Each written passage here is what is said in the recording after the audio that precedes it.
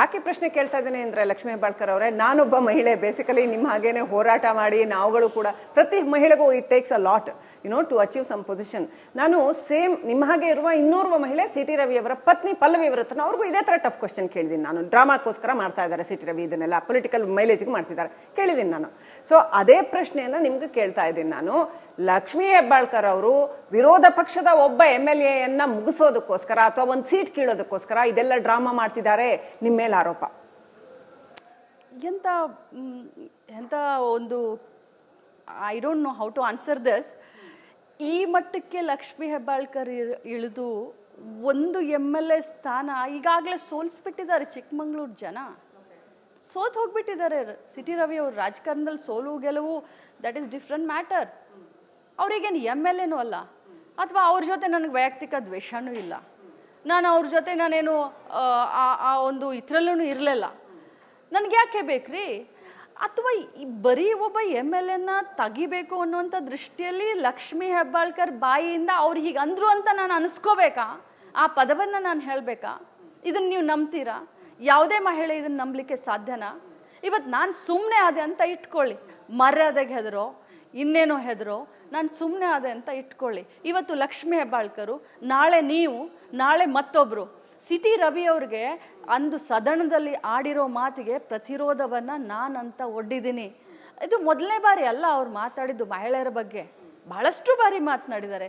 ಸದನದಲ್ಲಿನೇ ನಿತ್ಯ ಸುಮಂಗಲಿಯರು ಅಂತ ಇದನ್ನ ಮಾಡಿದ್ರೆ ಅವತ್ತು ಕೂಡ ಅದನ್ನ ನಾನು ಖಂಡನೆ ಮಾಡಿದ್ದೀನಿ. ಯಾರೇ ಇವರು ಈ ರೀತಿ ಎಲ್ಲ ಮಾತನಾಡ್ಲಿಕ್ಕೆ? ಪಲ್ಲವಿ ಹೇಳಿದ್ರು, ನನಗೆ ಲೈವ್ ಲೊಕೇಶನ್ ಕಳಿಸಿದ್ರು ಅವರು. ನಾವು ಮಧ್ಯರಾತ್ರಿ 4 ಗಂಟೆವರೆಗೂ ಟ್ರ್ಯಾಕ್ ಮಾಡಿದ್ವಿ. ನಂದು ಒಂದೇ ಭಾಳ ನ್ಯೂಟ್ರಲ್ ಆಗಿ ಹೇಳಿದ್ರು ಅವರು, ಎಮೋಷನಲ್ ಆಗಲಿಲ್ಲ, ನ್ಯೂಟ್ರಲ್ ಆಗಿ ಹೇಳಿದ್ರು ಅವರು. ಲಕ್ಷ್ಮೀ ಹೆಬ್ಬಾಳ್ಕರ್ ಅವರು ಒಬ್ಬ ಮಹಿಳೆ. ನನಗಿರೋ ಅನುಮಾನ ಏನು ಅಂತಂದ್ರೆ, ಅವ್ರನ್ನ ಕಾನೂನು ಕ್ರಮ ನೀವು ಅವ್ರು ಅನ್ಲಿಲ್ಲ ಅಂತ ಹೇಳಿಲ್ಲ ಅವರು. ಸಿ ಟಿ ರವಿ ಈ ಪದವನ್ನ ಹೇಳಿಲ್ಲ ಅಂತೆಲ್ಲ ಏನು ಹೇಳಕ್ ಹೋಗಿಲ್ಲ ಅವರು. ಅವ್ರು ಏನು ಹೇಳಿದ್ರು, ಅದು ಏನೇ ಇದ್ರೂ ಸ್ಪೀಕರ್ಗೆ ಕಂಪ್ಲೇಂಟ್ ಕೊಡ್ಬೋದಾಗಿತ್ತು, ಸ್ಪೀಕರ್ ಅದನ್ನ ಮಾಡ್ತಾ ಇದ್ರು, ಅಥವಾ ಪೊಲೀಸ್ FIR ಆದ್ರೆ ಕಾನೂನು ಕ್ರಮ ತಗೋಬೋದಾಗಿತ್ತು.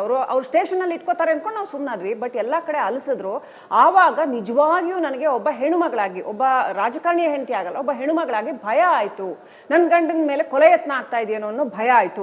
ಇದರ ಹಿಂದೆ ಪ್ರಭಾವಿಗಳಿದ್ದಾರೆ ಅನ್ನೋ ಭಯ ಆಯ್ತು ಅಂತ. ನೀನೇನು?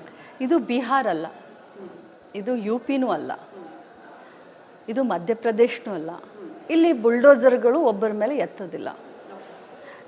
ಕರ್ನಾಟಕ ಪೊಲೀಸು ಇಡೀ ದೇಶದಲ್ಲೇ ಹೆಸರುವಾಸಿಯಾಗಿದ್ದಾರೆ.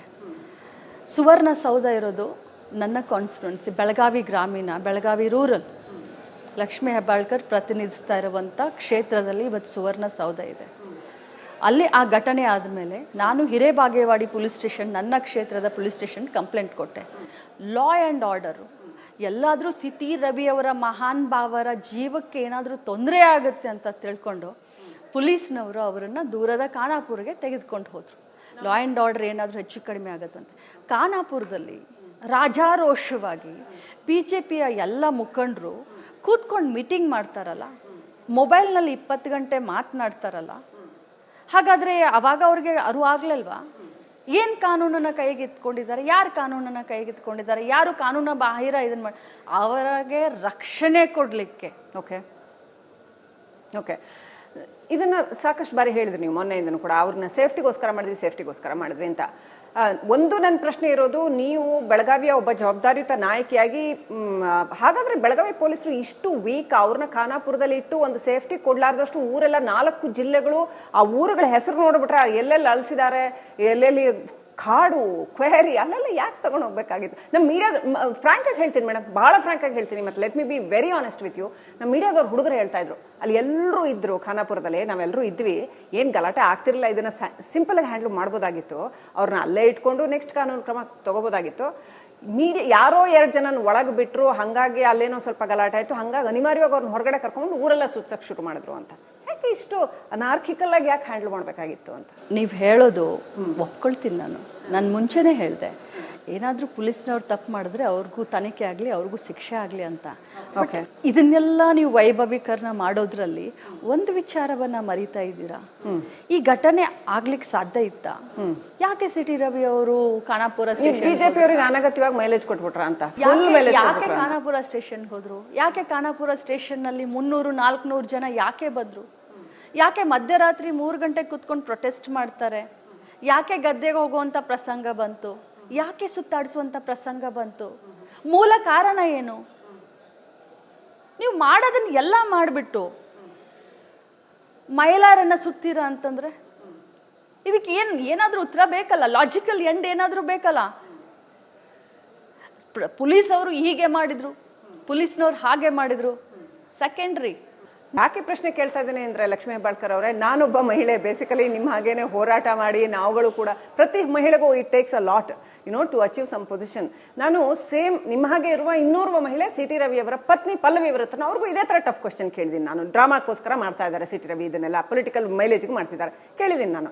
ಸೊ ಅದೇ ಪ್ರಶ್ನೆಯನ್ನು ನಿಮ್ಗೆ ಕೇಳ್ತಾ ಇದ್ದೀನಿ ನಾನು. ಲಕ್ಷ್ಮೀ ಹೆಬ್ಬಾಳ್ಕರ್ ಅವರು ವಿರೋಧ ಪಕ್ಷದ ಒಬ್ಬ MLA ಮುಗಿಸೋದಕ್ಕೋಸ್ಕರ ಅಥವಾ ಒಂದು ಸೀಟ್ ಕೀಳೋದಕ್ಕೋಸ್ಕರ ಇದೆಲ್ಲ ಡ್ರಾಮಾ ಮಾಡ್ತಿದ್ದಾರೆ ನಿಮ್ಮ ಮೇಲೆ ಆರೋಪ.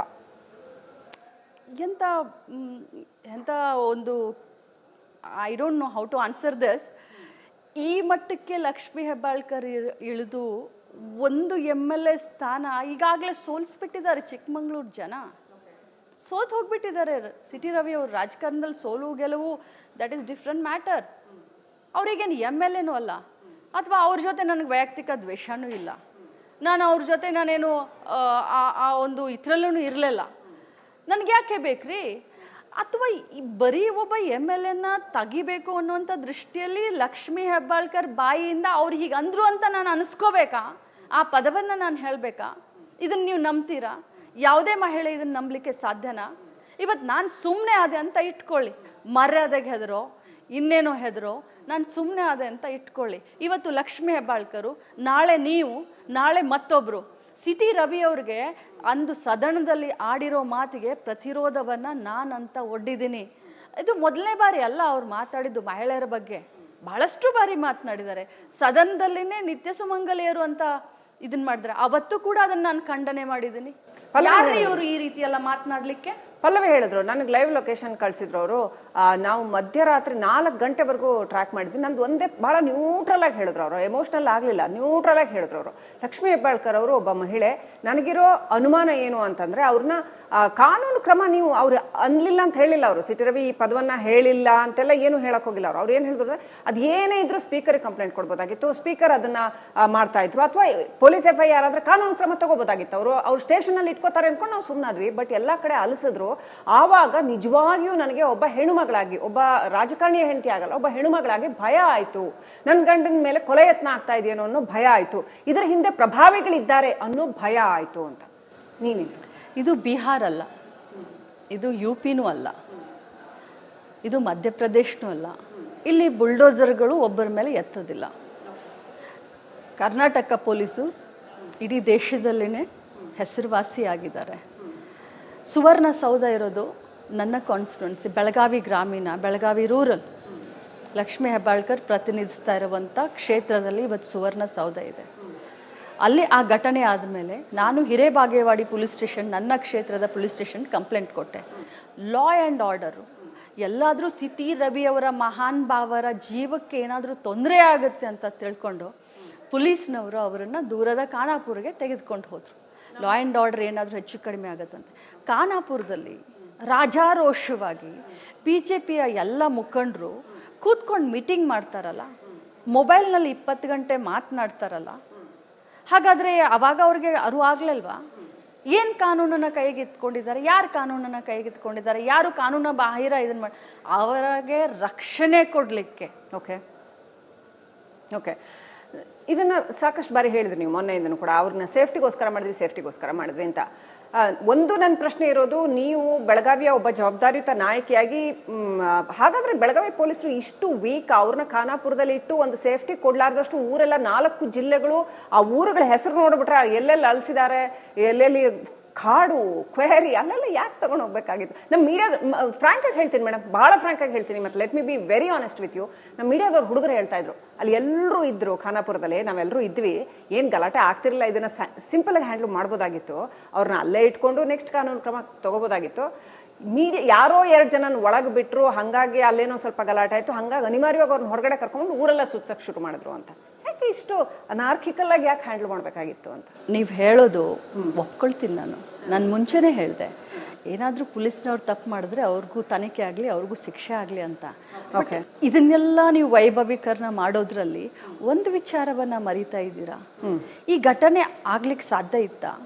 ಯಾಕೆ ಸಿಟಿ ರವಿ ಅವರು ಖಾನಾಪುರ ಬಿಜೆಪಿ ಅವರಿಗೆ ಅನಗತ್ಯವಾಗಿ ಮೈಲೇಜ್ ಕೊಟ್ಬಿಟ್ರ ಅಂತ? ಯಾಕೆ ಖಾನಾಪುರ ಸ್ಟೇಷನ್ ಹೋದ್ರು? ಯಾಕೆ ಖಾನಾಪುರ ಸ್ಟೇಷನ್ ನಲ್ಲಿ 300-400 ಜನ ಯಾಕೆ ಬಂದ್ರು? ಯಾಕೆ ಮಧ್ಯರಾತ್ರಿ 3 ಗಂಟೆಗೆ ಕುತ್ಕೊಂಡು ಪ್ರೊಟೆಸ್ಟ್ ಮಾಡ್ತಾರೆ? ಯಾಕೆ ಗದ್ದೆಗೆ ಹೋಗುವಂತ ಪ್ರಸಂಗ ಬಂತು? ಯಾಕೆ ಸುತ್ತಾಡಿಸುವಂತ ಪ್ರಸಂಗ ಬಂತು? ಮೂಲ ಕಾರಣ ಏನು? ನೀವು ಮಾಡೋದನ್ನ ಎಲ್ಲ ಮಾಡಿಬಿಟ್ಟು ಮಹಿಳೆಯರನ್ನ ಸುತ್ತೀರಾ ಅಂತಂದ್ರೆ ಇದಕ್ಕೆ ಏನಾದ್ರೂ ಉತ್ತರ ಬೇಕಲ್ಲ, ಲಾಜಿಕಲ್ ಎಂಡ್ ಏನಾದ್ರೂ ಬೇಕಲ್ಲ. ಪೊಲೀಸ್ ಅವರು ಹೀಗೆ ಮಾಡಿದ್ರು, ಪೊಲೀಸ್ನವ್ರು ಹಾಗೆ ಮಾಡಿದ್ರು, ಸೆಕೆಂಡ್ರಿ.